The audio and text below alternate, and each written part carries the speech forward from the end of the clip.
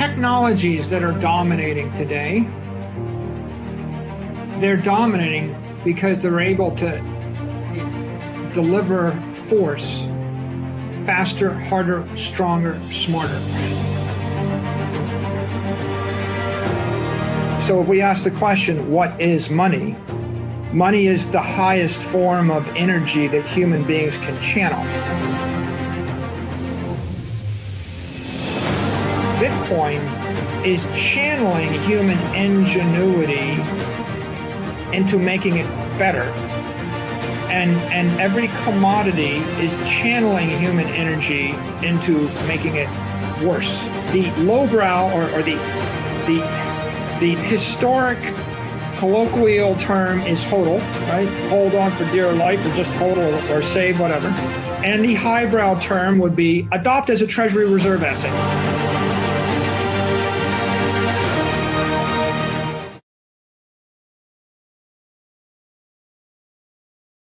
Hey everyone, welcome to episode 1 of the What is Money show.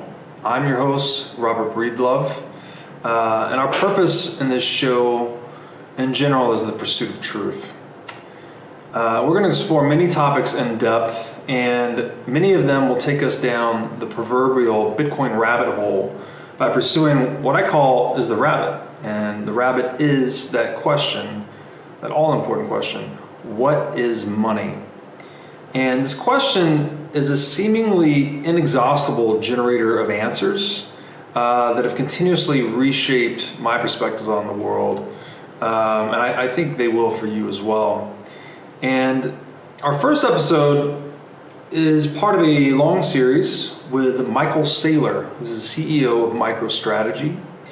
Michael is the latest and arguably the greatest proponent of Bitcoin, and an ally for the space in its battle for truth and freedom in the world.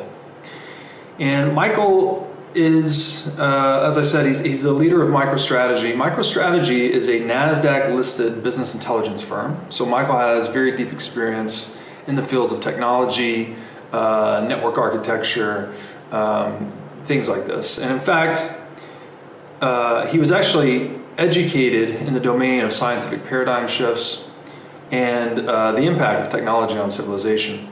And 10 years ago, Michael actually wrote a book called The Mobile Wave that depicted many of the impacts that he saw, say, FANG stocks would have on the world. So Facebook, Apple, Amazon, Netflix, Google. He had laid out a case, an investment case largely for these companies and their dominance in the global marketplace. And clearly over the past 10 years, as we sit now in 2020, those stocks have been standout performers and have become, in many ways, the new dominant monopolies in the world today. So Michael has a very deep understanding of these topics that I think actually predisposed him to gaining a rapid understanding of Bitcoin. And as you'll see, or as you may have heard in other interviews, he really entered the Bitcoin space in 2020 and got very deep into the rabbit hole very quickly in the wake of the COVID global lockdown situation. So Michael's a very intelligent guy, very high energy, very hardworking, and I think his acceleration into the Bitcoin rabbit hole also demonstrates that a lot of this trail has been blazed before him. So a lot of Bitcoin maximalists have laid the foundation for others to gain a more rapid and clear understanding of the impact of Bitcoin. And in the wake of that, as you all probably know, but you may have not heard, Michael's firm, MicroStrategy, actually named Bitcoin as its primary treasury reserve asset. They initially invested $425 million into Bitcoin, and then Michael personally publicly disclosed that he holds about 17,000 Bitcoin himself. So he's got a lot of skin in the game, to say the least, and I think you'll see why as we go through some of this. So in this, what we're calling the Saylor series, we're going to start from the first principles of energy, of anthropology, of technology, and really build a solid foundation for gaining a deep understanding of Bitcoin's potential impact on the world. And Michael and I, to craft this series, we iterated on a discussion framework And we finally arrived at his overarching thesis, which he was kind enough to lay out in a very sophisticated form.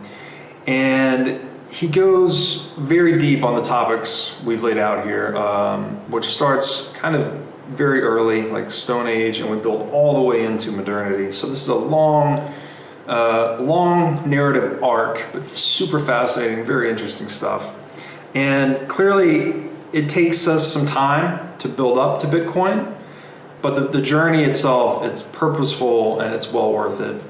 So we've divided the content itself into time-stamped chapters and sub-chapters. We've chopped it into a bunch of episodes. Each episode is comprised of chapters, and then to those chapters, there are sub-chapters. We'll have timestamps available both in the video bar and in the description to the video. And the early episodes will include a lot of Michael talking, so a lot of him kind of speaking solo about his bedrock thesis on energy and anthropology and technology, things like this. And then as we build into modernity, into Bitcoin, it will become much more of a dialogue and conversation as we go back and forth about Bitcoin and things of that nature. So I realize this is really long form content, but I assure you and promise you, you're going to find it deeply meaningful. I myself found the feeling of chills at times. You know, there were various epiphanies I had going through this, which I'll articulate in some of the outros to the episodes. But it's just, this is dynamite content. And I think it's a great view into the mind of Michael Saylor. And it makes a very powerful case for Bitcoin and how much it's going to reshape the world. So I promise you that you'll find, despite the time it may take you, you're going to find this extremely intellectually satisfying, perhaps even philosophically satisfying. We go really deep on a lot of topics, so hope you enjoy it. And I firmly believe the insights that come out of this will actually reshape your worldview. So if this is the kind of content you're interested in and you're really interested at going deep and getting to truth, I think you're in the right place today. So with that, let's jump into episode 1 of the Saylor series here on the What is Money show. Michael Saylor, thank you for joining me. Well, happy to be here, Robert. Thanks for inviting me. So for a man that runs a company named MicroStrategy, you may have just executed the most brilliant macroeconomic strategy there has ever been. How does it feel? It's been a busy quarter, I would say. Really busy. It's been a busy year. January 1st of this year, the year started out one way, and then it became something altogether different in March. And it became something altogether different again by June.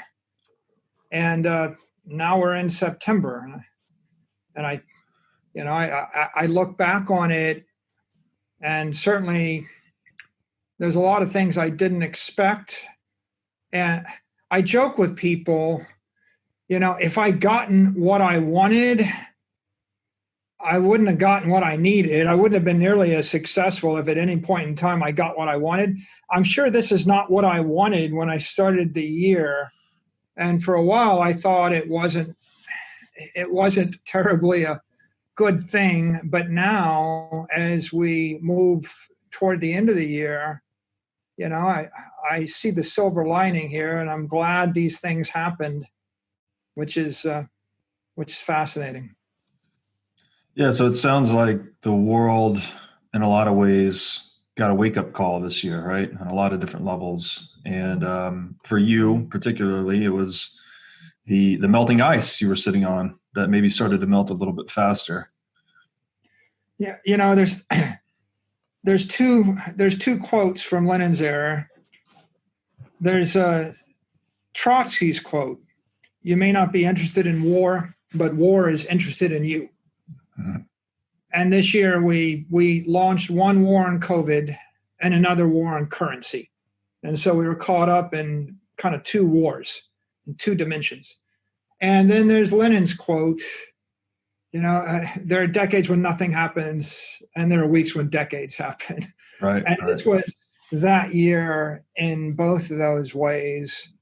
And I'm grateful that our company is an enterprise software company. Our value proposition is we ship software to large enterprises to help them think better.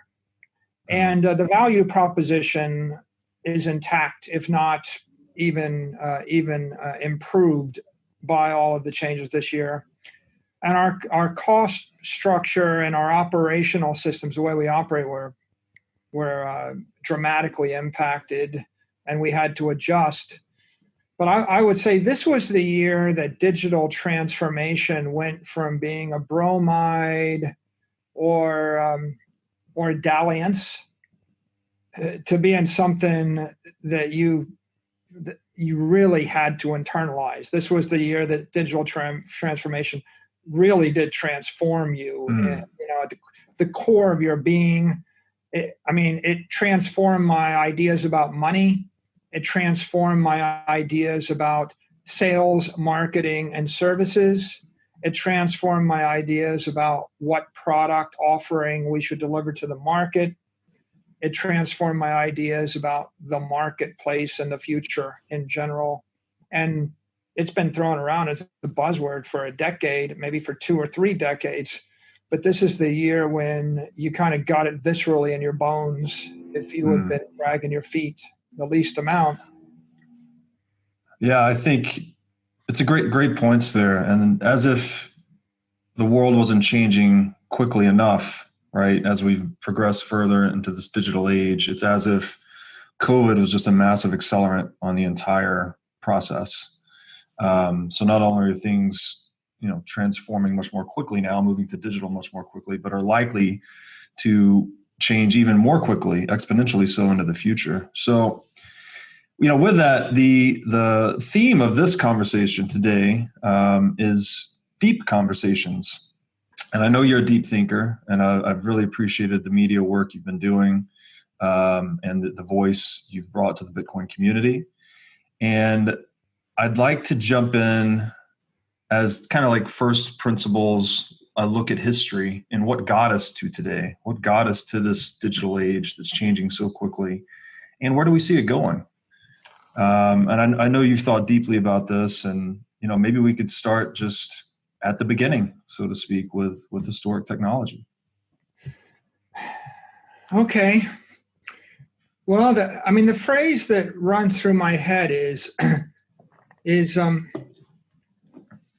there's never been such a thing as a fair fight. Humans have been struggling for millions of years, right? In order to rise, first to become the apex predator in nature. But if you look at our struggle against nature, there's never such thing as a fair fight. I remember seeing eagles fly along a mountainside. It'll home in on a goat, and it focuses on a baby goat, not the parent goat.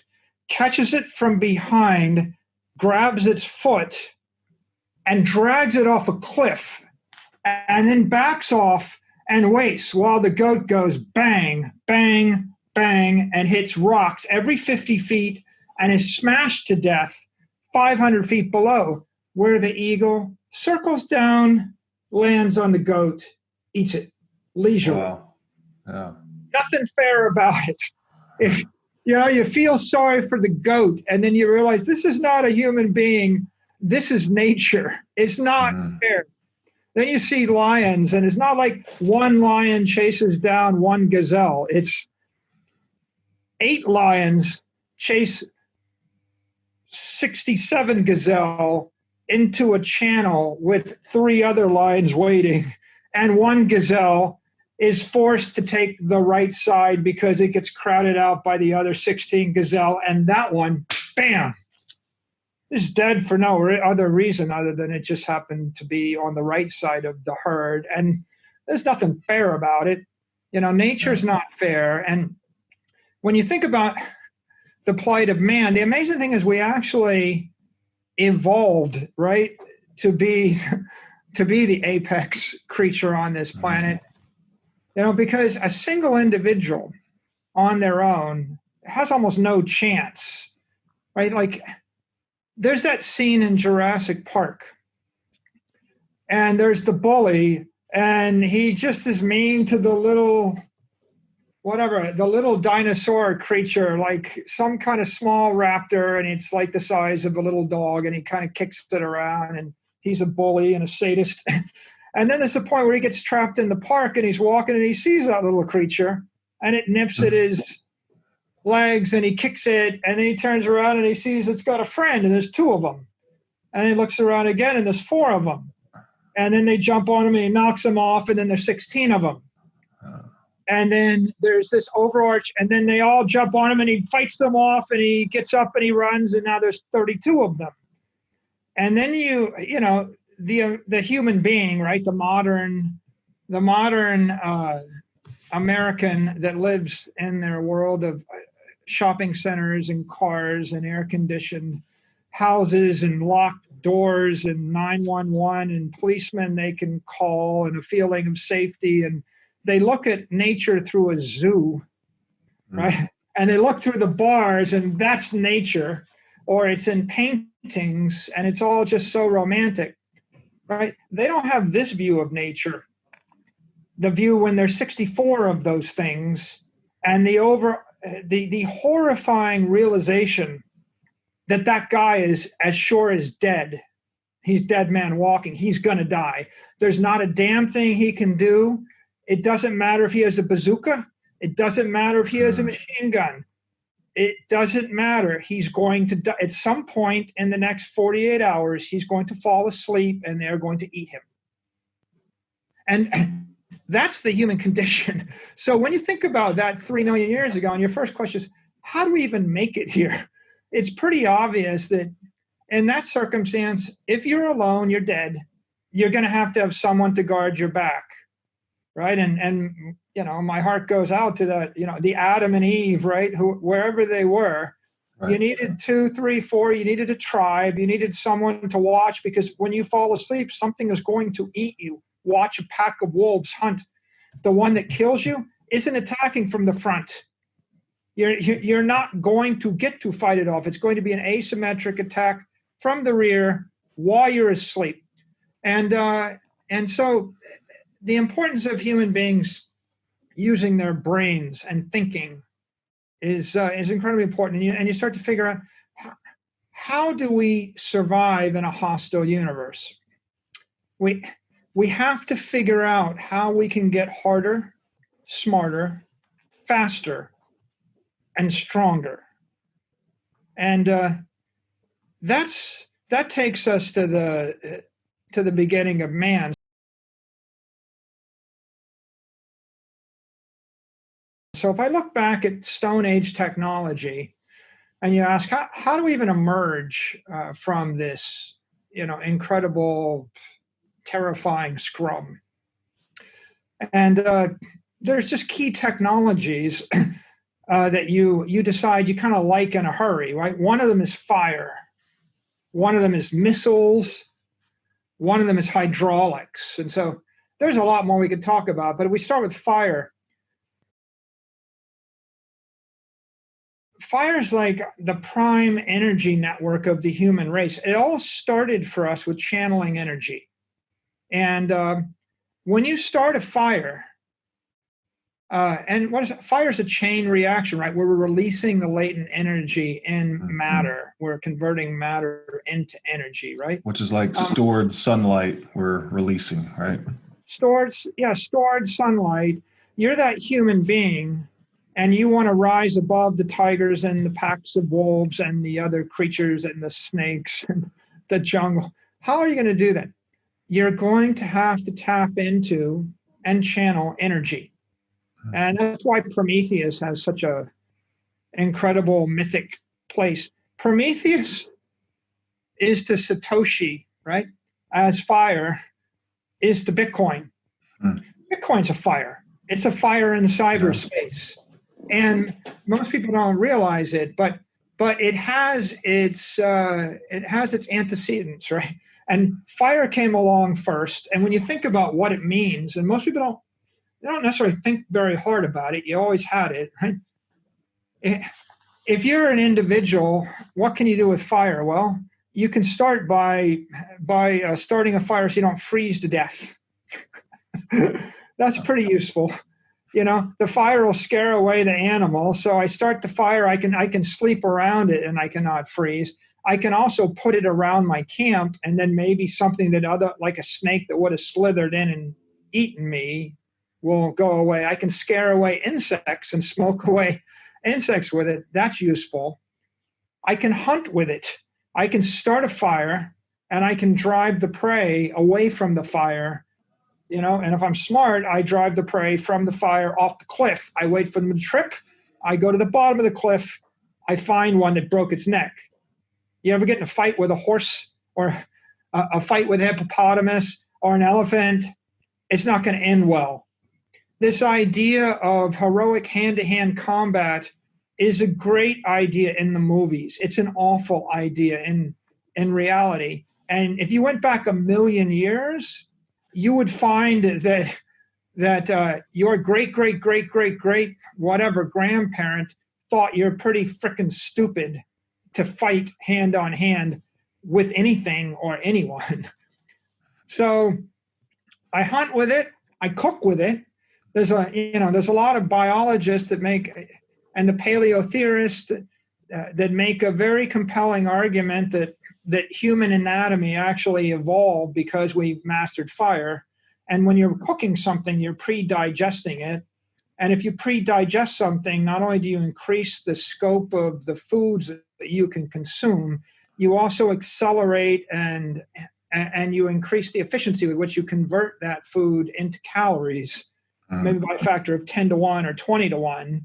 And if you can actually metabolize the food 10 times more efficiently, your digestive tract shortens, and the energy that your body expends in order to digest food can be redirected probably to your brain. Right? Animals that don't cook food have small brains. Animals that a human being can cook food can have a very short digestive tract, can eat anything. We're omnivores. We can go anywhere. We can metabolize calories that are very efficient. We can eat. Only takes us 10 or 15 minutes a day to get all the calories we need. There are animals that have to graze all day to get the calories they need. So fire is critical for that. It's critical for seeing, right? You channel your fire and you can light up a cave, you can light up a camp, you can light up a tent, you can light up any area. And with the seeing comes communicating. You ever travel through the ancient world, you see they'd have all these watchtowers. The Romans built watchtowers. You put a fire in the tower, you can see it from miles and miles away. You create a signal system. A certain presumptive arrogance or ignorance amongst modern men. We think that kind of everything worth doing was done in the past 2,000 years or 3,000 years. I kind of figure 100,000 years ago, people were doing all this stuff. We might not have the writings of it, but they were pretty smart. So I'm going to use the fire for all those things, and then eventually for communicating. But once I figure that out, I can use it for hardening, right? I can cook things, right? I could harden the tip of a spear, right? I can use it to work metals, and eventually we used it to work metals, and that ushered us into, from the Stone Age to the Bronze Age to the Iron Age. Fire is intrinsic to manufacturing processes, all sorts of manufacturing processes. And of course, I give you 1,000 acres of forest, Robert. How are you going to clear it? Sounds like fire would be the easiest way. Tractor? And 100,000 BC, fire, you're going to burn it. Yeah. Right? So, I mean, everybody talks about, or I see these discussions, oh yeah, well, paleo man, they're all hunter-gatherers, and they're just like walking around chasing after things that are running away from them. I doubt it. Yeah. like if I dropped you into 100,000 BC, I don't think you would solo chase after a bunch of stuff with 4 legs. I think you would start by finding a canyon and start a fire on one end and dig a trench on the other end and let something, a mastodon, trip on it and break its neck. It's sort of life's way to take the most energy efficient strategy, right? That's why the eagle would drop the goat off the cliff and let gravity do its work, right? Instead of trying to fight it out. And it's interesting that you bring up fire, and it's almost as if we were using it to energize our strategies in the world, right? And I think, as you put it earlier, channeling energy through our intellect. And I think the one piece that maybe we didn't hit on as much is the intellect itself develops through trade and interaction, right? That's how we are more than the sum of our parts, is by cooperation. And that's sort of at the kernel of all economics, right? We have these ideas, we swap them, they become better over time, and we get to energize better and better strategies. The phrase, right? You're playing with fire. Be careful, you might get burned. Yeah, exactly. And what makes human beings unique is, as far as I can see, they're the only animal that plays with fire. Yeah. And from the point we started to play with fire, we started to evolve at a very rapid rate. Genetically, we evolved. Intellectually, we evolved. Sociologically, we evolved. And we talk about the fire of truth and the fire of faith. It's like, or the keeper of the flame. And the keeper of the flame really means something. If you have a city, a village, a civilization, a tribe, and you've got a fire and it goes out, you might very well die. You don't want that fire to go out. Mm-hmm. I mean, Bitcoin and the Bitcoin blockchain is a fire. We don't want it to go out either. We talk about feeding the fire of Bitcoin, and we talk about feeding the fire of faith, and simply being the keeper of the flame. It was an old idea thousands and thousands of years ago.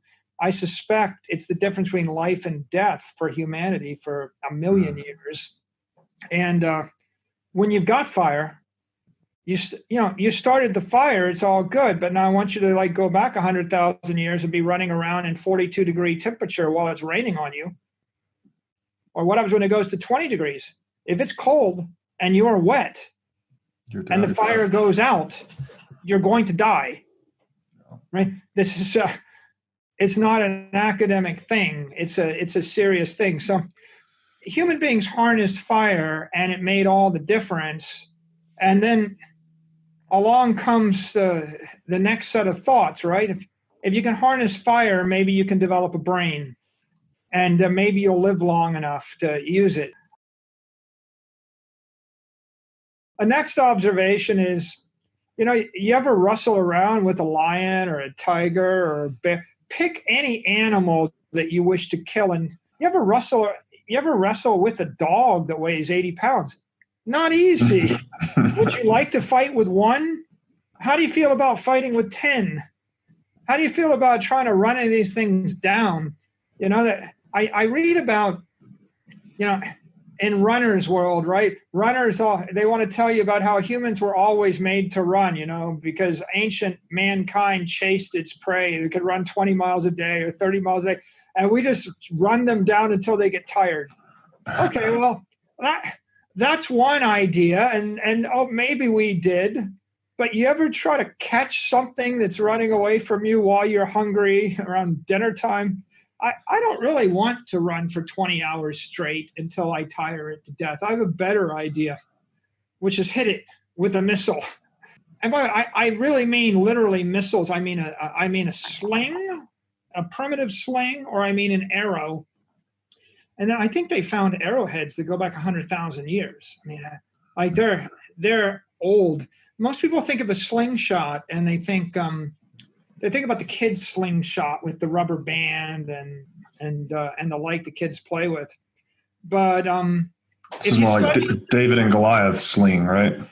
Yeah, if you study Roman history, and you go back 1,000 years before Rome, they had slingers. I mean, the Balearic Islands, like Ibiza, they were very famous for slingers. And if you read about them, what they'll say in the ancient text is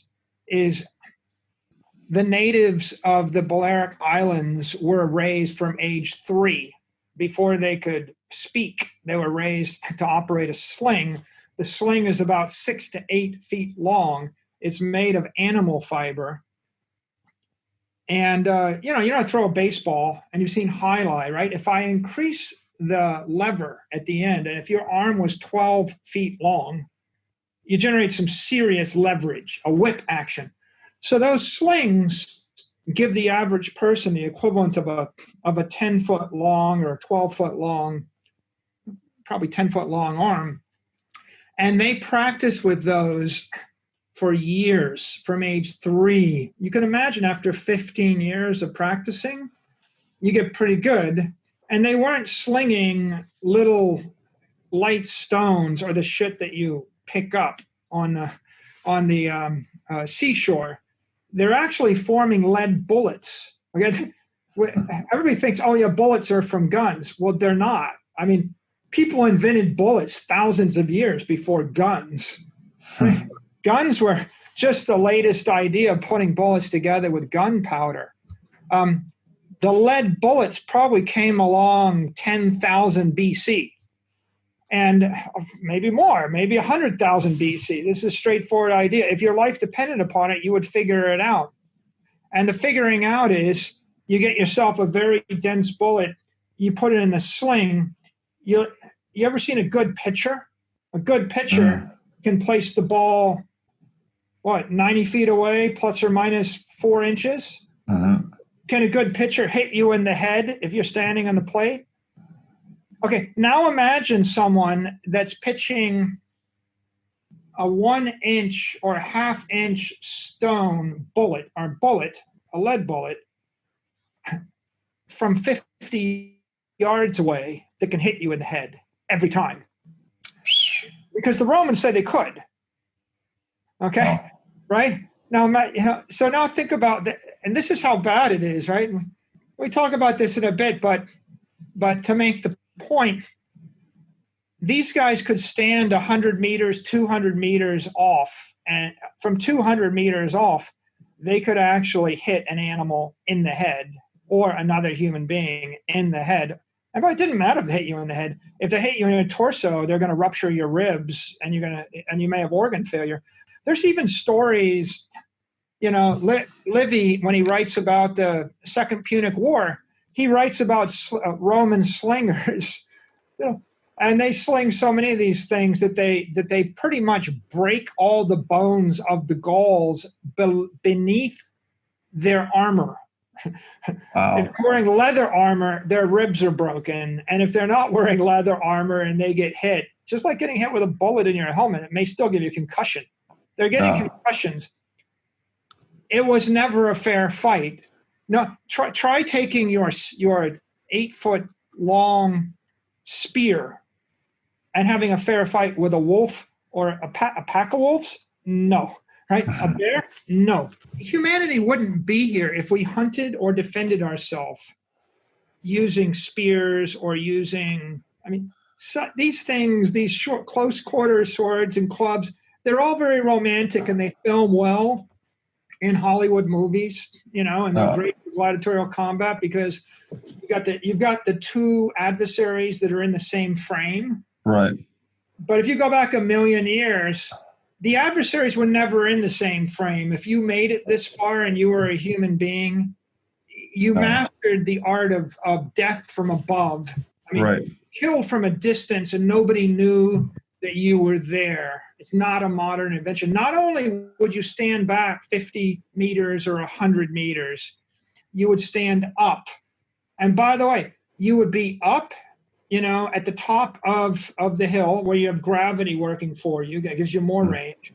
You would be back.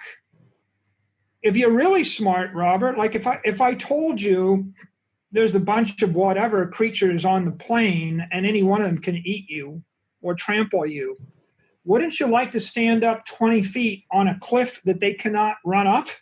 Stand up 20 feet above them, wait for them to come by, blast them either with a sling or use a bow and arrow. And if you miss, what happens if you miss? Just load up and go again, right? How many chances do you get? Yeah. until you run out of bullets. Right. Now, what happens if you walk down on the plain with your beautiful spear and sword with all of your buddies standing next to you and fight it out? Risk of ruin. Can never take that on. I think this is very interesting, and it also highlights another difference that we have from animals. I know that humans are one of the few animals that rely on visual acuity as their primary sense. I think it's humans and predatory birds. And then it also comes down to our dexterity, right? Our ability to handle and manipulate bow and arrow, sling, these types of missile weapons. Just sort of highlights, again, kind of a difference in us and everyone else. And those two things, too, are both intimately related with speech and thought and other tool making. So I think that's very interesting. You think about the idea of missiles, right? I need my eyes, I need my brain, I need to set up the kill zone. Oh, by the way, I left off one other observation, right? It's 500,000 years ago.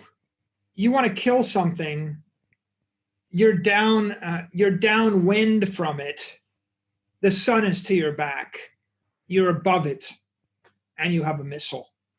And hopefully you have a channel, right? Mm-hmm. If you really want, but it's like you really want to live. You're going to go find that spot. You're going to say, at this point in the day, the sun is going to be to my back. The prevailing winds are going to be blowing in my face. I'm going to be 20 feet up.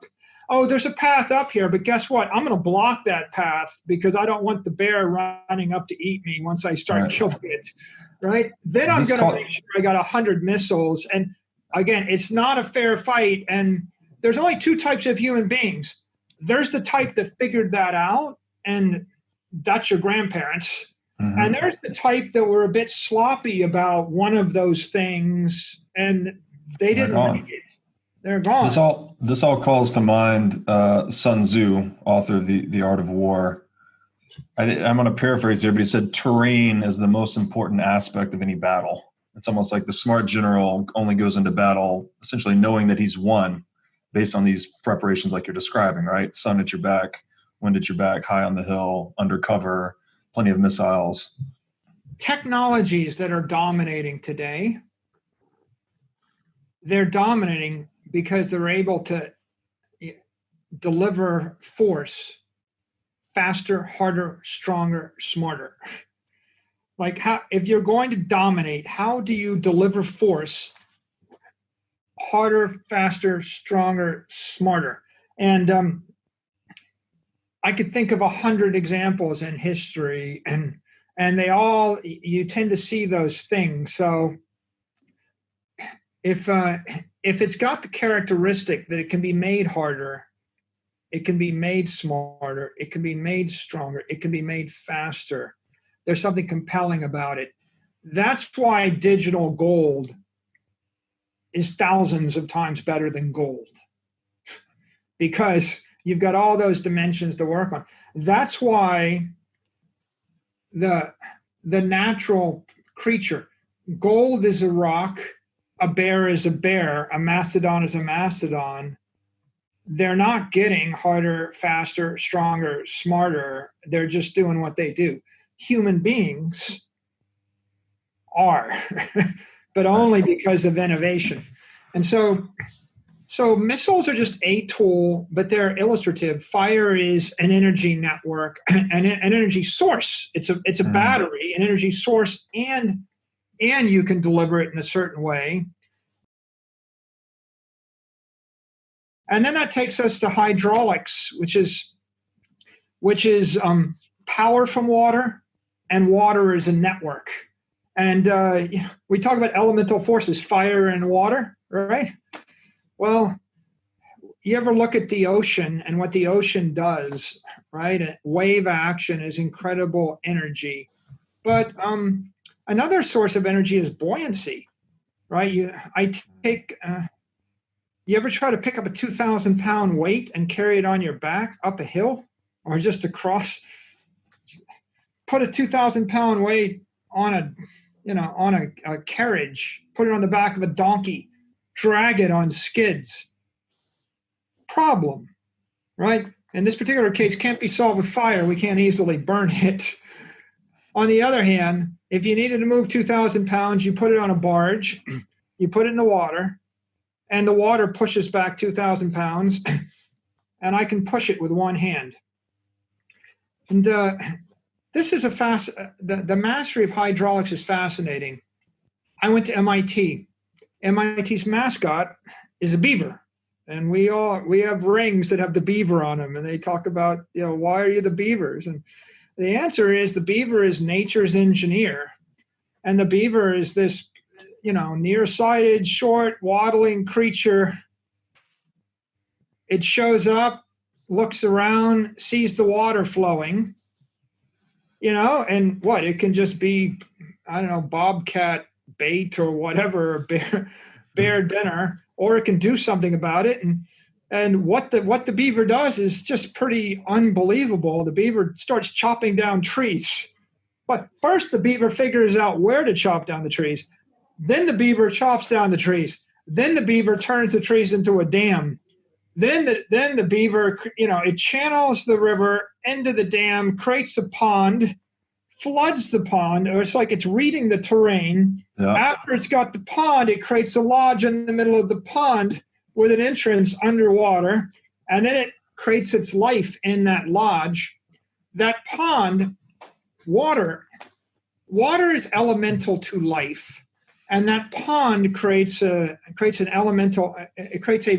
ecosystem, and in that ecosystem, lots of things grow. Yeah. But for the most, and lots of creatures benefit. I mean, the ecological diversity improves, and it's good for all the plant life. It's good for all the wildlife. People lament the loss of the beaver, screws up forests, and the beaver is just doing its thing. And if there's a storm and the dam gets messed up, the beaver swims out in the middle of the thunderstorm or hurricane or whatever it is and fixes the dam. It's a very industrious creature. And you just kind of sit back and you're in awe, and you think, wow, how did a creature figure that out? And then what does that mean to humanity? Of course, it means a lot to humanity. I've been all over the world, and I've been to the desert. I've been to Riyadh. I've been to UAE. I've been to Singapore. I've been to Miami Beach.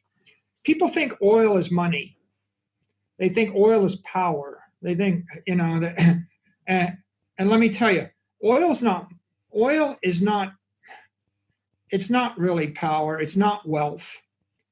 Water is wealth. Mm. Water is the key to life. If I gave you $10 billion and as much land as you wanted in the desert, you can't create life. The cost for you to create a pond in the desert, the cost for you to actually create a park with oak trees. If I gave you $10 billion, you know what you would, and you lived in the desert, Robert, what would you do with the money? What's the first thing you would do? Buy Bitcoin and exit the desert? Spoken like a progressive. What if you, so let's parse that. What if you didn't know about Bitcoin and I gave you the $10 billion and you lived in the desert? I guess you'd be looking for trading partners with water. You'd exit the desert, right? So what do? You buy yourself a jet. You buy yourself a villa in the south of France. You buy yourself a yacht that floats in the Med, and then you figure out how to live your life, because the cost to grow a palm tree in the desert is $20,000 a year. You want 100 palm trees. It's $2 million a year to have 100 palm trees. You want 4 acres of grass in the desert. You have 100 million a year for 10 acres of grass. By the way, you still can't have it. Even if you spend $100 million a year to put 10 acres of grass in the desert, the sandstorm comes and it wipes you out. Right. Water is elemental to life. We underestimate how important it is until you start paying to create it. And yeah, you can stay alive in the desert, but a person making $50,000 a year that lives in a city that has parks and rainfall and a temperature, a nice temperature, lives better than a billionaire in the desert. Right. It's just that powerful. Now, coming back to hydraulics, the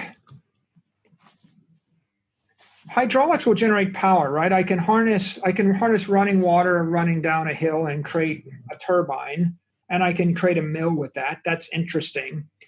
Again, back to the hunter-gatherer thing. People, if you dropped me 100,000 years ago and you said, okay, well, Mike, use your brain, go hunt and gather, I'd be like, screw that. What would I do? I would go find a stream with a little bit of elevation, maybe a mountain stream that had fresh water because you can drink it. And I'd find a big enough one that had fish in it. And then I would find a point where I could divert the stream to create a pond. I mean, if the beaver can do it, I can probably do it. I would do some digging. I would divert the stream. I would create a lock. And at that point in the year when the salmon or the whatever are running, I might just flip that lock and I would actually divert the stream into my pond and create myself, maybe it's a 100-foot wide pond. Maybe it's a 20-foot wide pond. Maybe it's a 300-foot wide pond. Maybe I waste a lot of the water. I don't care. There's infinite. And I would let 500 of those little fishies get trapped in my pond. I'm not chasing after them with the stick like in Blue Lagoon. I'm not there's no such thing as a fair fight. I'm not fishing with the hook. My idea of fishing is with dynamite. I'm going to blow up everything in the lagoon and I'm going to walk and pick up the fish. But in the absence of dynamite, I'm just going to divert the water. What's the flow rate of water? How many fish swim by you? I want them all. Put them in the pond. Then what do you think I'm going to do? I'm going to go pull out one a day. And I'm going to let the other fishies swim around. And if the winter comes and the pond freezes over, that's okay. I'm going to chip a little hole in the pond and I'm going to walk out every day and I'm going to reach it and grab my fish. And I'm going to eat my fish and I'm not chasing after stuff. When you chase after stuff, you twist your ankle. And if you break your ankle, you're dying. Right? You chase after stuff and then a wolf pack catches you from behind or you piss off an angry mastodon. So hydraulic power, it's the water. It's going to bring you something to drink. It's going to bring you something to eat, right? By the way, maybe if I'm worried about the little creepy crawly creatures or whatever, I'm going to dig a trench around where I live and they're going to have to cross the water to get to me. Maybe I'll use water, a moat.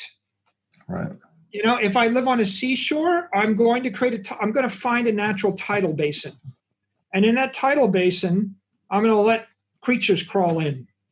You ever watch, I went to Maine once. You ever watch crabbers, right? Or actually lobstermen? I've seen it on TV some, never in person though. Okay, well, so if you don't know anything about lobstermen, you think, oh, well, these are guys out hunting lobster with a trap. Okay? When you go watch the lobstermen operating, you realize they're not hunting lobster. They're not catching lobster. They're farming lobster. Okay? Big difference.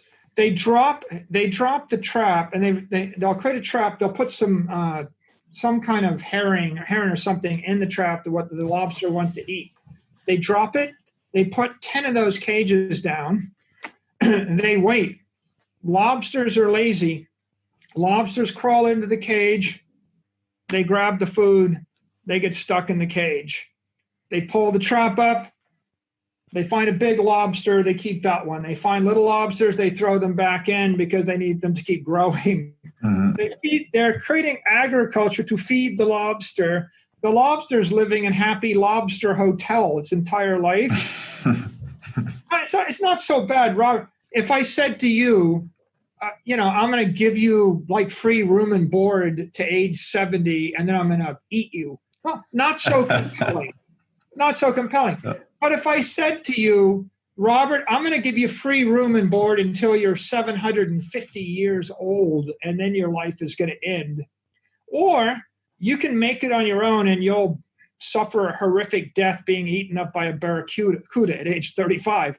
You might think, it's not so bad living, in your lobster hotel 10 times longer than you would live naturally. It's not like these lobsters would have made it very far. They're liking it. They're domesticated lobsters. Right.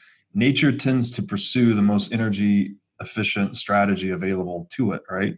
Whether you're the eagle dragging the baby goat off the cliff, or you're the lobster enjoying the lobster hotel, or you're the man diverting the stream to capture a bunch of salmon, you have a tendency to want to do the least but achieve the most, right? It's kind of the nature of productivity itself. I'm channeling energy. Yeah. And not wasting any in the process, channeling it as efficiently and usefully as possible. The pyramids got built 2,000 years before Cleopatra and Caesar.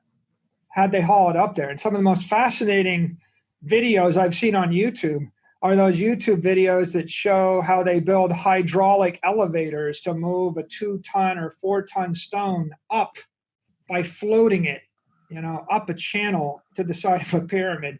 And I totally believe that's how they did it. They actually used hydraulics to construct the pyramids. It makes I haven't seen that actually. I've always seen them rolling them on the logs. How were the hydraulics constructed? You have a tube of, let's say you have a tube of water. If I put something in the bottom of the tube that's lighter than water with a float attached to it, I put a rock with a float. Maybe you take animal skins and you blow them up with air. It will float up the tube and pop out the back.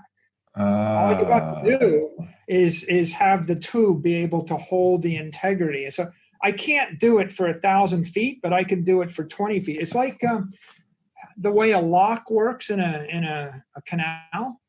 Okay. Like I'm going into a lock, I close the gate, I flood the lock, it lifts the barge, Gotcha. I open the other locks, and I go out. So imagine a series of locks that I use to actually lift 100,000 tons of stone using water. Wow. Yeah. That's like very, very interesting. Yeah, I think that's how it was done, in my opinion. But water can be used for farming, for fishing. It can be used for security. It can be used for sanitation. In fact, there's without understanding water and the dynamics of water, there is no cradle of civilization in the Aegean or anywhere. And I'll give you another interesting vignette. I go to Santorini. And Santorini's built up on this caldera, looking down on the Aegean. Beautiful white city, right? Yeah, it's beautiful city. It's gorgeous, yeah. Okay, well, in the 20th century, you can take the elevator up.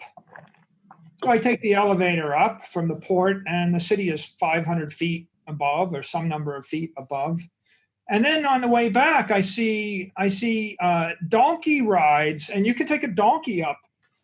You can take a donkey up to Santorini from the port, or take a donkey down.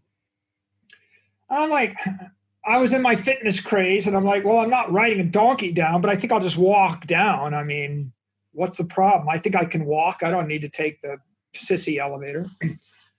So I start walking down these steps, and the steps aren't terribly difficult. What do you think I see as I'm walking down the donkey steps? Donkey do? How much of it do you think I see? Probably more than you wanted to. A river? Wow. A river of donkey excrement. Mind you, this is like 3 or 4 tourist donkeys taking down the occasional tourist. A river of donkey excrement. And you can hardly avoid it. You're hopping this way and that way. And then my brain starts working. And I start thinking, what happens if there's 100 times as many donkeys? And what happens if they're walking through a city? And what happens if it doesn't? How do you clear this stuff? It's not like they had hydraulic hoses and they could just clean. By the way, they're not clearing it in the 21st century in Greece. It's a river of donkey crap. I mean, they haven't figured out how to clear it 3,000 years later. So let's go back 3,000 years and let's do the thought experiment. What's it like to live in a city using animal power to move stuff around? Dirty place to live. Awful, but also unsanitary. I mean, fly infested, typhus infested, typhoid, right. Germ infested. And then when it gets dry and this stuff desiccates and it blows through the air, you're going to be breathing it, smelling it. It's going, it's just going to be awful. So you want to drink it and eat it? Okay. This is not just a matter of creature comfort. You're going to die.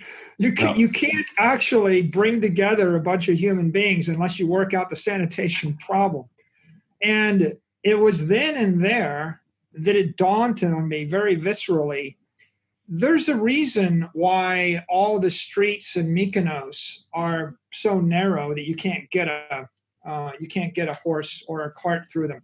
They're walking cities. By the way, there's a reason that equus and the equestrian class were the Roman knights. The knights were the equestrian class, and what it meant in ancient Rome was the top 1% or the top 0.1%. The nobles of Rome were the equestrian class. What it meant to be rich and powerful was you had the right to bring a horse into the city. Nobody else could. The problem was not they couldn't afford the horses. The problem is if they allowed anybody to bring a horse into the city, it would be so unsanitary as to render the city uninhabitable. So most ancient cities, if you wanted them to work, you would have to have them human powered. And now you've got this dilemma of how do you move goods around? Tell me, how do I move things around cleanly? I need a clean energy source that is not going to foul my sanitary system, that is not going to actually kill me. And of course, it's a boat, right? Mm-hmm. What do you want? You want 25 cities with ports on an inland sea with at least a season, six to 9 months a year, where you can cross from one point to another point without being dashed and killed on the rocks. So you need a fairly mild sea, but you have to have water, because if you have the same 25 cities on land and you're going to use horse or animal power in order to move goods and services back and forth, it's just so dirty, right? So unsanitary that your civilization is probably not going to get off the ground. And so the Mediterranean was ideal for this, sounds like. The Mediterranean is the perfect ocean because you can oftentimes navigate without leaving the side of land. It's hard to get too lost. There's a lot of ports. Very placid, relatively. And there's a lot of stops. If you look at all of these empires, the Phoenician Empire, the Roman Empire, the Venetian Empire, the British Empire, if you actually tour all the great ports in the Mediterranean, all the really good ones, the story goes something like this. Maybe you go into Bonifacio in Corsica. Well, in 1000 AD, this was a Phoenician port. And then the Greek Empire came along and it was an Athenian port, 500 AD. And then the Carthaginians kicked them out and it was Carthaginian port. And then the Romans kicked them out and it was a Roman port. And then after the Romans fell, the Venetians took this over, this Venetian port. And then eventually it became a British port, Like that's the story of Malta. That's the story of Corfu. That's the story of lots of different ports in the Mediterranean. And the reason why is if you want to dominate the Mediterranean, you need to have a port within 1 or 2 days sail that you can hide in whenever the mistrals blow. And if you control that network of ports, when the weather goes bad, you go into the port and your ship doesn't get sunk. And if you don't, and you're like a week away from a port that's friendly, and the weather gets bad, you get dashed against the rocks and you just die. And that's the end of it. And so these are all nautical networks, and they're all based upon terrain. And the Mediterranean was a good crucible for the the beginning of a civilization. And when you put together the incredible power of hydraulic transportation, and then you consider the consequences of not having it, you realize you can't really develop the economic density. We haven't touched much on agriculture. We could, but the general theme is the same, right? When I drop you and you find a fruit tree, you're not going to go, oh, duh, there's a fruit tree in this clearing. I'm going to walk 18 miles to the place where I can find a different fruit bush. And then I'm going to walk 5 miles back to the place where the fish are. You're going to actually pick up the fruit tree and plant like 100 fruit trees next to your fishing pond. Right. I mean, you're not stupid. Like Paleolithic man, there's every reason to believe they were smarter and stronger and tougher than we were. I mean, right. So this is mess around. I think it's a great point that all of these inventions were leading towards increasing economic or energetic density, and that's what actually provided the bedrock on which to build a civilization. So maybe I'll try to give a quick overview, and feel free to jump in if I'm missing, but it started out with we can't handle an animal one-on-one, right? It's kind of our wits that make us who we are. Through our wits, we're able to communicate and coordinate with one another. One thing we didn't get into is kind of the Yuval Harari Sapiens thesis, where he says that man came to dominate the world because we can tell and believe stories. Like we're actually able to abstract and represent reality in symbols. And that's what gives us the ability to make tools and so on and so forth. But so with those strategies that are often cooperative, we've energized them with fire as kind of our base. I guess we're harnessing the energy of the world and ancient sunlight through using fire. And then the other interesting thing about fire is that it actually accelerated our own evolution, right? Our cognitive development was increased because we're able to liberate more calories from food and whatnot.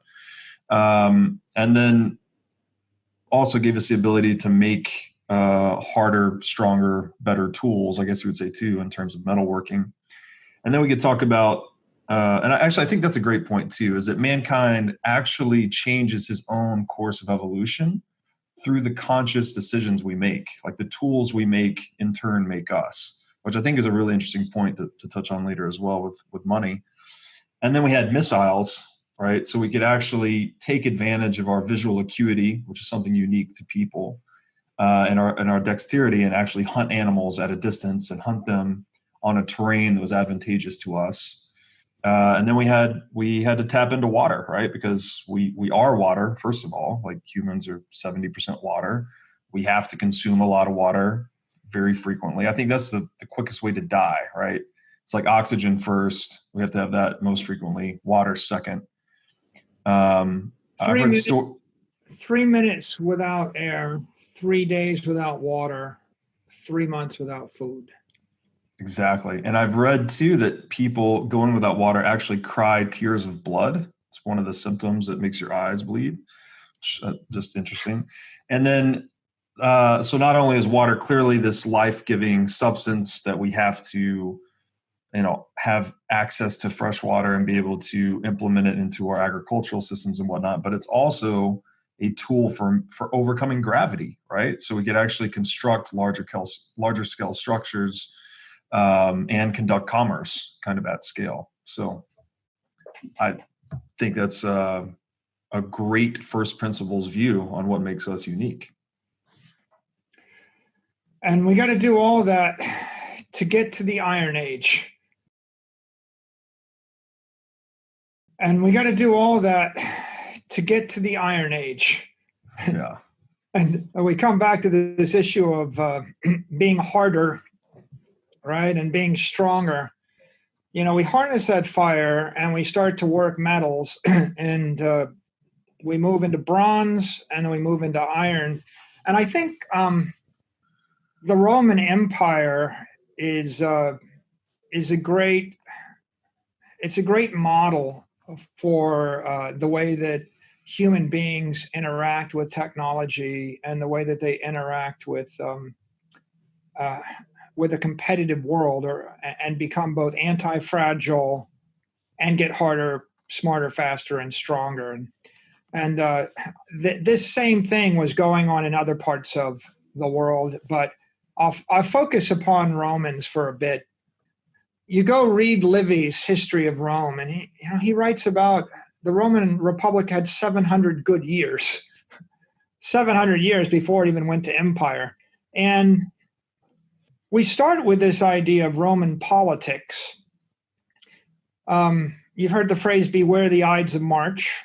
And it refers to Julius Caesar. And, people think of it as oh, well, that's when someone's going to kill Caesar. But it's really referring to the fact that for 700 years, the Romans got together on March 15th and had an election every year. The Romans were the most organized of all of the civilizations we can find in the ancient world, and that's how they grew to dominate. They were just organized, and one of their forms of organization is, and this is a thing of beauty, they're running a process where every year, March 15th, they have their election. They appoint 2 consuls. They appoint all their officers. The consuls then, they conduct about 2 weeks worth of religious ceremonies. They all worship, they appease the gods, they're getting psyched up, right? They're reminding themselves that they're unique. They're celebrating. Simultaneously, they raise an army. They train the army. We go from March 15th all the way through to May 1st, 6 weeks. In those 6 weeks, they get organized, celebrate, get excited, wait for a good omen, and they're really getting ready. And then the campaigning season starts, May 1st. Everybody that knows anything about Europe and the Mediterranean knows the weather gets good on May 1st.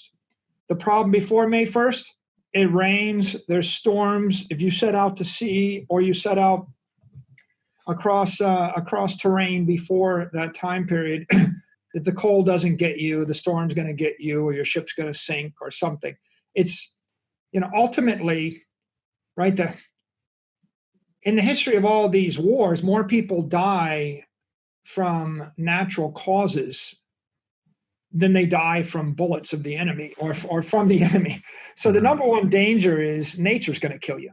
So right. The Romans basically did summer campaignings. And so May 1st, they start the campaign. That goes through June, July, August, September, all good months. If they're still fighting something, maybe around October, they wrap it up. They go into winter quarters by November. November, December, January, maybe they have half of November, but certainly December, January, February, that's winter. They're not doing anything because the elements are a much bigger threat than the enemy is. and if you know anything about the Med, you can't navigate the Med in the winter. Like even in the modern day, it's no one would want to go yachting in the Med in the winter. It's just not comfortable. You get storms. Weather is very uncertain. So all this time they're resting, they're recuperating, they're regrouping, they're politicking. You can imagine. They're discussing with each other who's most suited. That guy's long in the tooth. That guy's lost a step. This is the up and comer. You support me, I'll support you. They're working through that consensus back in Rome, and they're remembering what it's like to be a Roman. And then along comes March, and then they decide who's going to do what, and everybody gets you're going to be a tribune, you're going to be a consul, you're going to be a governor. Let's put in place the administration. and they're always rotating, and they go and they do it again. And if they send off the best and the brightest and the guy takes an arrow in the back and he dies, well, next year there's another guy. You know, Scipio Africanus, you know, like one of the most famous Roman generals of all time, he rose to power, you know, in his early 20s after all of his uncle and his father died in the Second Punic War. His entire family was getting wiped out, but there's always another Roman. Always another Roman, always another one, you know, from a very early age. And so the political system had a certain elegance to it.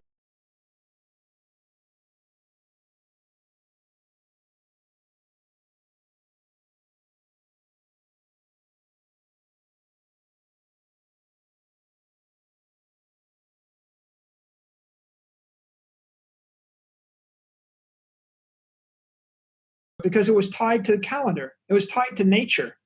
It was a natural cycle, and it took into account the need of human beings to celebrate each other's successes.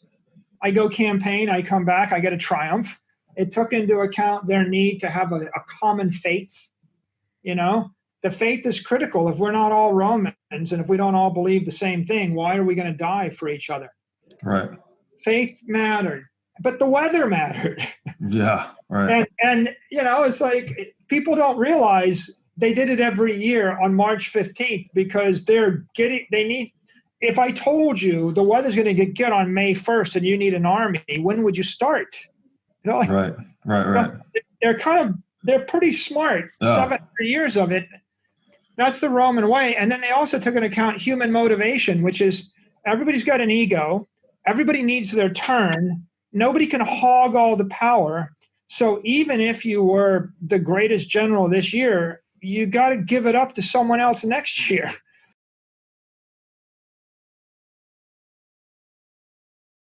And as long as they kept turning up, and if I'm the second most powerful family and you're from the most powerful family, maybe I'll support you for consul with an understanding that it's my turn next year.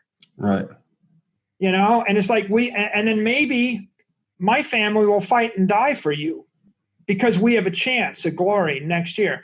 But at the point where you take over and you tell me, well, you think you're going to just keep the job for the next 62 years. At that point, the fabric of the civilization starts to break down because that equity and that citizenship and that sense that we're protecting the Roman way of life starts to degrade to we're just helping somebody's dynasty screw them. Right. So it's the dynamism of the hierarchy keeps it revivified and fresh, and they're harmonized with nature. That's very interesting. Anti-fragile. Right. The Romans are anti-fragile. They're always going off to fight. Always, always, always. It's just the history of war after war after war after war. But they've got this, you know, like a typical CEO, right? It's you could be in a job 10 years, 20 years. I'm 55. I've been in my job for quite a while. But it's not uncommon for someone in modern day America to be doing a job and become CEO somewhere between age 40 and age 65. Not uncommon. In fact, the captain of a yacht will oftentimes be 40 and they'll stay as captain until they're 65. You might do the same job for 20 years, 25 years. I once took a tour of the U.S. military, and I was treated like a senator. And so it was an orientation tour. And they would take you to Army base, a Navy base, an Air Force base, a Marine base, Camp Lejeune, Fort Hood, you know, et cetera. And one of the things they did is they took us onto an aircraft carrier, the John Stennis. And so I landed on an aircraft carrier, and then I got to tour the carrier, and then I got to meet the captain. The average age of the soldiers on the aircraft carrier is 19. Average age, 5,000 people in the aircraft carrier, 19. The officers are in their 20s. some in their early 30s. Do you know who the oldest man or woman on the carrier, Robert? The oldest? No idea. Old man? The old man is 41. Wow. So I start talking to him, and the number two is 38. If you're the number two head of operations, it's an 18-month gig, and if you're the captain, it might be 36 months. And so I started talking, and this is a nuclear-powered aircraft carrier. These guys can start a war. They start a war. Oh. Like it's like 1/12 of the firepower of the U.S. Navy. Right. You could take down all but like 3 countries in a heart. Maybe you could take down any country in a heartbeat. It's a pretty important job, Robert. Right. Wouldn't you say? Right. Absolutely. So I said to him, so tell me your path to get here. And he goes, well, I went to the Naval Academy, and, I did this for a few years, and every 1 to 3 years, I moved to a different command. And I finally made it as a, XO number 2 officer, like 2 years ago. And I got promoted, 6 months ago, and I'll have this command for like 24 months or something. And I said, well, let me get this. So there's only like 12 of you, right? So you're one of the top 12 most talented officers in the entire Navy. Like, how many people in the Navy? Hundreds of thousands of people in the military. This is one of the 12 most important jobs in the United States military, bar none. I'm like, so in like 12 more months, you're leaving? He goes, yeah, I'm leaving. I said, well, why wouldn't they want you to do this job for 20 years? Like, you could start World War III. I mean, like, why would you take the risk of like changing and putting someone else in the job? What if they screw it up? Like, we don't do it, but Robert, we don't do that in any other part of our economy. We don't actually put 40-year-olds with term limits of 36 months in charge of cities, states, countries, companies. We don't even put them in charge of yachts. If you had a 100-foot pleasure craft, you wouldn't do it. You'd be like, I find one captain, I'm keeping the guy for 20 years. I'm not changing. You wouldn't actually do that with a person that like cooks your food or mows your lawn. So why do you think this guy's got to go after 36 months? Any guesses? Because the answer is going to blow your mind. What jumps to mind is if he were to get paid off or corrupted or something, but I really don't know. That's not a bad idea. It's like, that's like the forest ranger principle. It's like we rotate the forest rangers in order to keep anybody from bribing or corrupting a forest ranger so they don't misuse public national park resources. Brilliant idea, right? Bedrock of the Forestry Service and a great anti-corruption technique, but that's not why. I'm standing on the deck of this aircraft carrier talking to this guy who a lot of people would think like he's just a junior executive. Maybe we're ready to give him a whatever. And I said, so tell me again why you got to leave this job, even though you're the best guy in the Navy to do it. You're obviously hyper talented. He goes, well, Michael, there's a lot of really, really good people coming out of the academy every year. And everybody needs their turn.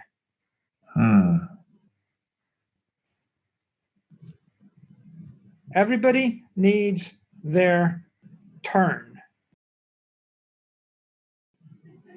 He's talking about a 21-year-old lieutenant coming out of the Naval Academy saying, these people signed up to commit their life and their career and potentially sacrifice their life to be a Navy officer. And at the pinnacle is their hope that they can be the captain and have their own command. And at the pinnacle of that is captain of an aircraft carrier. And if you want people to love and fight and die and cherish your institution, you got to get out of the way and give them their chance. I mean, everybody needs their turn. And you start thinking, maybe we overestimate ourselves, right? This is why, again, a decentralized organism like Bitcoin is superior to a company because as Charles de Gaulle said, right, graveyards are full of the tombstones of indispensable men. Right. Yeah. Right. It's like, this makes me think too, 100%. This makes me think too, as a kid, there was this notion that anyone, I grew up in Tennessee, but anyone could be president. Anyone could be the American president. Not now, that may be kind of silly and not actually the case, but that notion seemed to give people, at least kids, this motivation to really want to be patriotic and part and parcel for their country. So it seems like something about the possibility of achieving the highest level within an organism or organization sort of gives people maximal motivation or something like that. There was a time, like, there's a certain pride in being a naval officer if you believe when the head of a carrier looks at you when you're starting your career and says, one day you'll have your turn at this. Yeah. You and I are comrades. You're as good as me. You're the future of the Navy. Right. That's what will cause people to lay down and die for you, right? That's inspiration. Absolutely. That respect. Yeah. And that's what the Romans had in those 700 years, the height of the Republic. You're a Roman first. This year, maybe you're under the command of, your family's number one adversary. But next year, that'll be your command, right? And that's the Roman way. And there's a certain submission to nature and to the will. The organism is greater than any one individual, any one family.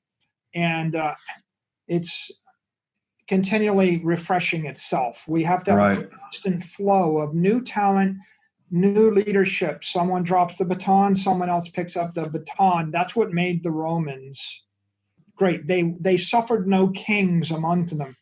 Right. You look at the Second Punic War, and then I think maybe it was the Second Macedonian War. Eventually, the Romans went to fight against, Philip of Macedon. He was a king, and he had an awful son, and his one son got fighting with his other son and convinced the father to murder the second son. And then the father realized that he'd made a mistake because his first son lied to him. And the father was a nutcase, crazy guy, and the son was kind of crazy, and it corrupted the entire society. And the Roman consul was just the most talented general, and he knew that, the way it worked is his officers were from every other competing family in Rome. If that general was lazy, drunk, cowardly, or stupid, it got reported back by the officer corps to Rome and to the Senate. And so they were slightly gossipy. But the point is, when you know that everybody's watching you and that you can be replaced and will be replaced next year and your future is uncertain, it brings out a higher degree of professionalism. And that's the competition in the market. Just like, you're a miner and they cut off your electricity while your mining rig stops and the mining shifts somewhere else. Absolutely. That's the reason entrepreneurs in the free market are accountable to the preferences of their customers, right? Because they constantly face the existential threat of customers going elsewhere. Whereas the opposite would be true in a monopoly, right? The monopolist doesn't have to give two shits about his customers' preferences because they have no other choice. So I think that's really interesting. So the Roman political system, it bred harder, stronger, faster, smarter individuals. And it was no apologies about it. From age 3, this is the way it is. And Rome comes first and everybody else's interests are subjugated. And when you look at that, right, they started with that system, a good system.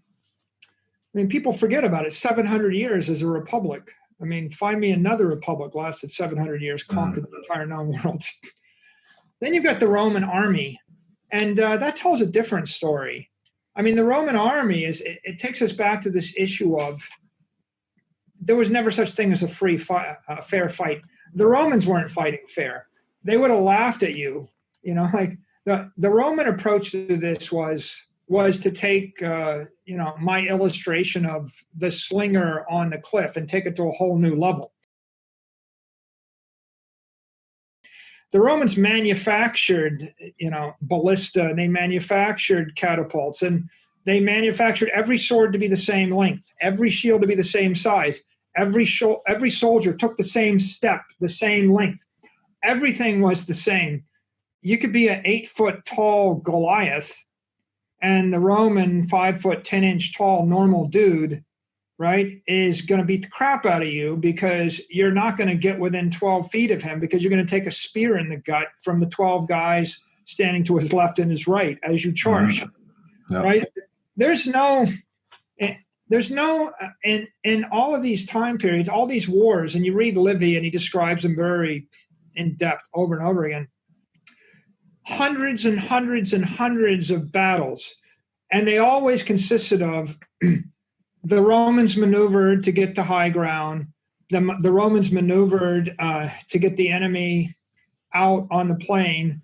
The Romans unleashed the artillery onto the enemy while they stood and obliterated 10% of them. Then the Romans unleashed some more artillery. There's one story where the Roman army cornered the Gauls. The Gauls are on a mountaintop, on a hillside, and the Romans are below. They just surround them. They stop. They start to pummel them, and they rain down hell from above, bullets, boulders, flame, napalm, and Livy writes, before a Roman even took a step toward the enemy line, half of the Gauls were dead, and 80% of them had been maimed or incapacitated from the bullets. Wow. And then the Romans start to move up and do something. It's like this. There's none of this. Let's just charge into battle and fight it out with our sword, right?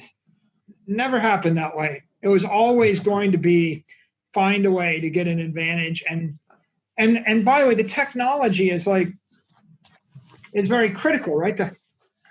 People think like the Romans had a military-industrial complex, right? There's a way to do it. You're going to do it in a certain way. They had an entire body language, an entire system of how you're going to act. And, if you want something which is eye-opening, there's this story of the Roman Navy from the First Punic War.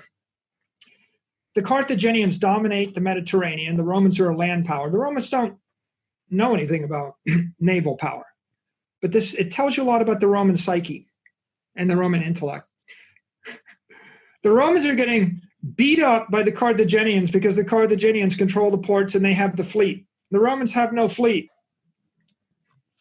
One day, a storm kicks up, and the storm drives a Carthaginian naval ship, into a Roman port. It's blown into the port by a bad mistral. The Romans capture it. They take it apart to try to figure out how the Carthaginians make their ships. And you can't make this up. This is the most amazing thing in history. They find out that the Carthaginians make their ships from a kit, from reusable, standardized parts. And not only are all the parts standardized, the Carthaginians have labeled each part with the instructions of where it fits and the number of the part. The Romans deconstruct the entire thing, steal the entire blueprint. 90 days later, they made 150 ships. You think these guys are screwing around, right? They're not screwing around. It's like everybody thinks, I'm going to take my time to figure this stuff out. No, war has a way of quickening your time, your activity. Bam, I'm losing. I find a ship. That's the DNA. That's the formula of the ship. 150 ships. To make a long story short, the Romans win the First Punic War and they vanquish the Carthaginians and they become the naval power. And of course, it's not that the Romans invented everything. It's just the Romans stole every good idea from every civilization, from the Greeks, from the Carthaginians, from the whatever that they crushed. And because they lasted, we're able to read their histories. But, Right. it kind of blows your mind when you think that in 500, by the way, you think the Carthaginians invented that? Maybe they stole it from the Phoenicians. Right. Yeah. But yeah, 500 BC, if you want to win wars, you don't just make ships, and you don't just train hard, and you don't make wagons, right? Roman roads. The Romans had standardized parts, a standardized gauge for a wagon wheel. Every Roman wagon rolling on the road is carving ruts in the road. That gauge has to be standardized. You can't just make any wagon. You have to make it exactly the same. Right. Okay. This is for all those people that believe, that recoil in standardization. Well, that Roman wagon gauge eventually became the standard width of a railroad track in Europe, and then eventually the standard width of a railroad track everywhere. So if you want to know how wide a Roman chariot was, or war chariot, or any chariot, just go stand on a railroad anywhere on earth. The Romans gave that to you. And the reason why they did it that way is because if you build wagons with different gauges, they fall in the rut, they snap the axle, and that's death. Yeah. So it's like, no, it's like Henry Ford said, you could have it any color as long as it's black. No, you can't have it any way you want it. You take it, what you can. By the way, it's not that every civilization figured this out. It's just that every civilization that insisted upon doing it a different way with different bells and whistles got crushed to death.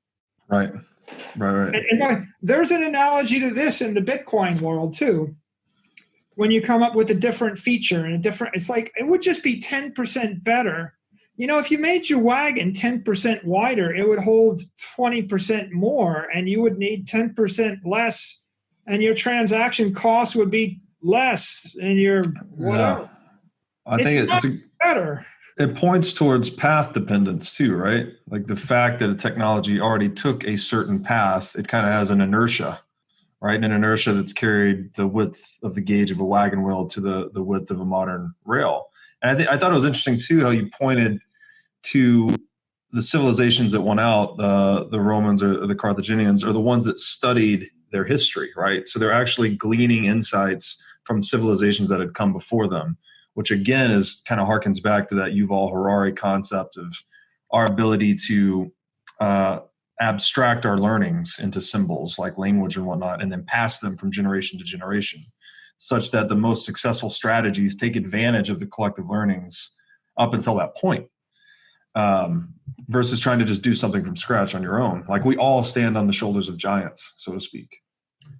Those roads were the logistics network of the Roman Empire.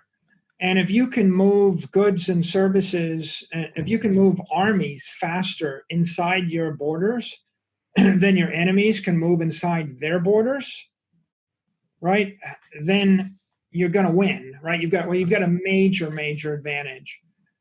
And of course, if everybody lays down a railroad track that's a certain width, and you come up with an idea for a car that's got a different width, who are you going to sell it to? Right. Right. People talk about protocols being important, right? Well, the TCP/IP wasn't the first protocol. Roman roads probably weren't the first protocol either. But the point is, protocols matter, and it's arrogant. But I'm sure that the Egyptians had protocols to build those pyramids. Standard size and standard widths and standard weights and measures. Those protocols matter a heck of a lot. And if you don't have them, it's impossible for people to cooperate. So money, we've talked about money a lot as being essential for civilization to cooperate and allowing us to specialize. but all these other logistics protocols or military protocols are in their own way equally important. And I'll make one last point on just Roman engineering and aqueducts, right? The Romans understood the importance of hydraulics, and they took it to a new level. They actually created aqueducts that would bring water from up to 70 miles away to a given city. There are a lot of coastal towns on the Med that are not inhabitable. I mean, the natural economic density is really a function of the amount of water per year. So if the amount of water per year is based on rainwater, maybe you can have 500 people live in the city. And if you bring the aqueduct, it goes to 5,000 or 50,000. And so the economic density requires the hydraulic flow for sanitation and just to keep everybody alive.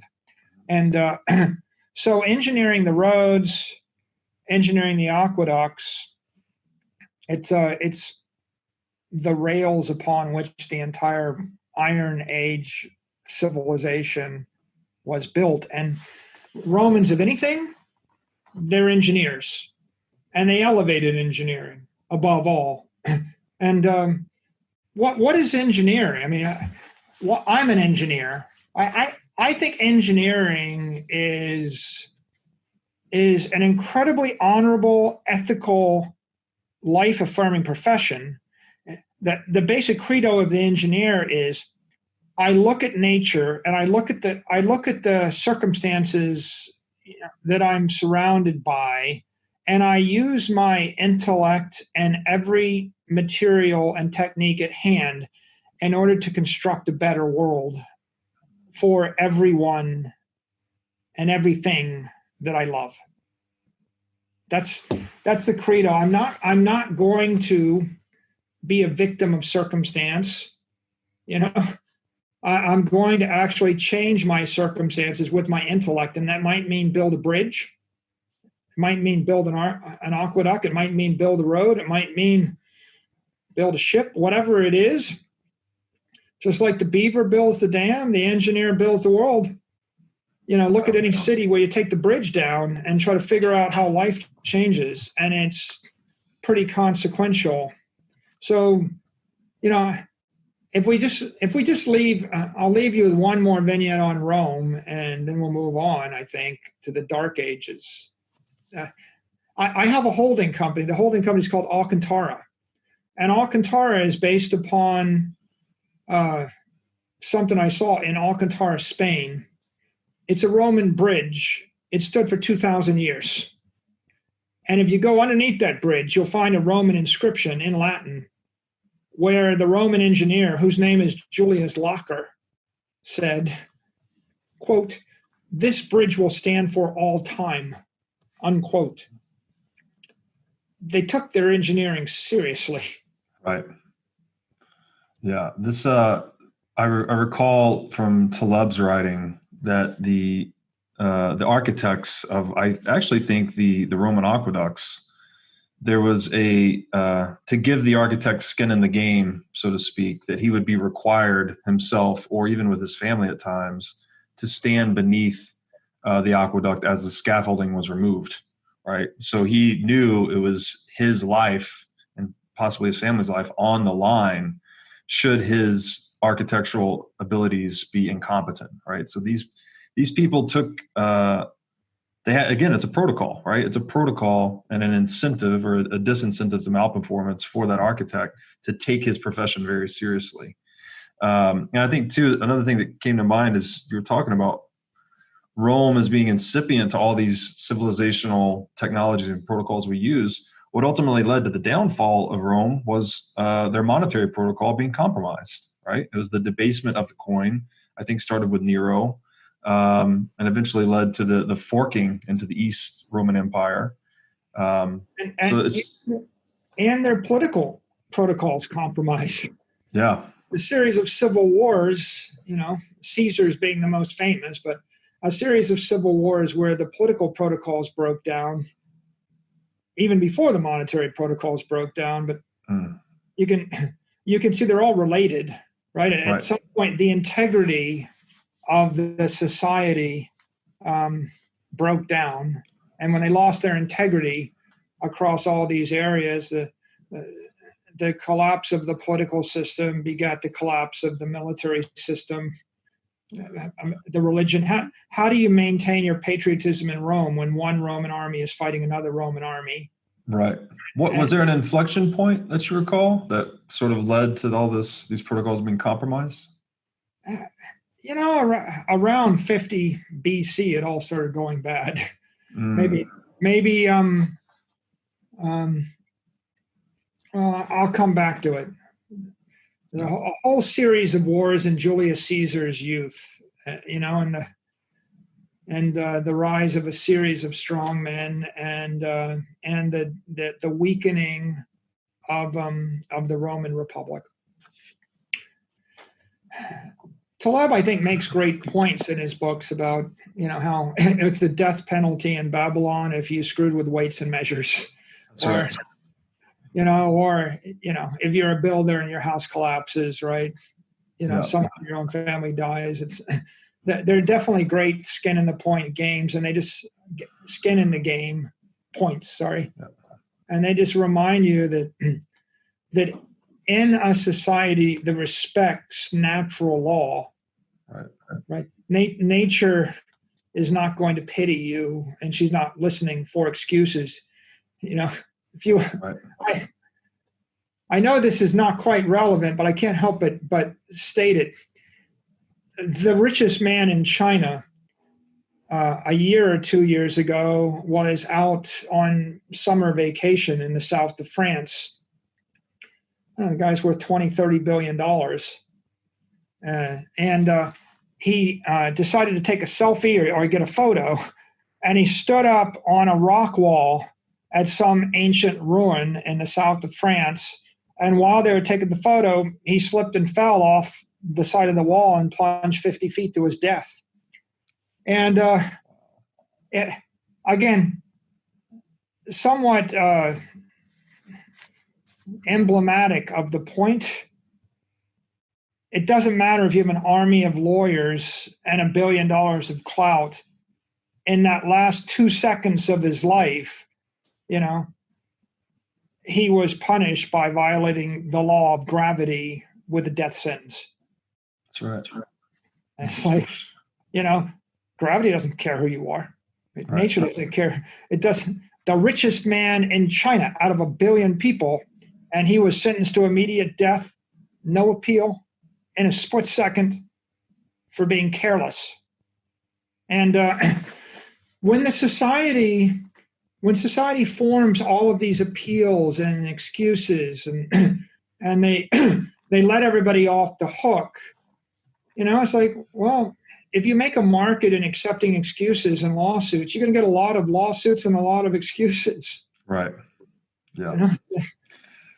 This is and then too big to fail institutions, right? We're interrupting this evolutionary impulse. We're not learning at a business and civilizational level when we preserve institutions artificially.